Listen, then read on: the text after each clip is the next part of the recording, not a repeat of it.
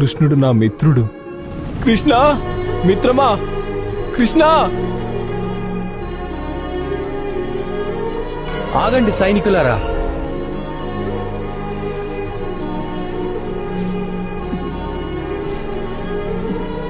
ప్రాణ స్నేహితుడు ఇతనే నా సుధామ.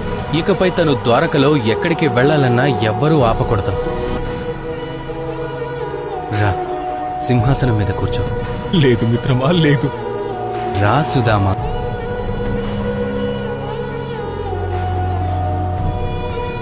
వద్దు మిత్రమా, అంత పని చెయ్యొద్దు కృష్ణ. ఇది నాకు ఆనందాన్ని ఇస్తుంది.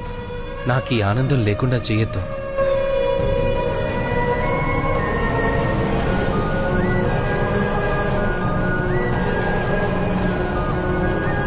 అన్నట్టు మిత్రమా, నువ్వు వచ్చావంటే ఉత్త చేతులతో అయితే వచ్చుండవు కదా. చెప్పు, ఏం తీసుకొచ్చావో. ఇంట్లో కేవలం పిడికెడు అటుకులు మాత్రమే మిగిలాయి. అవే తీసుకొచ్చాను మిత్రమా. అద్భుతం. నాకు ఈ విందు భోజనాలేవి ఆకలి తీర్చవు సుధామా.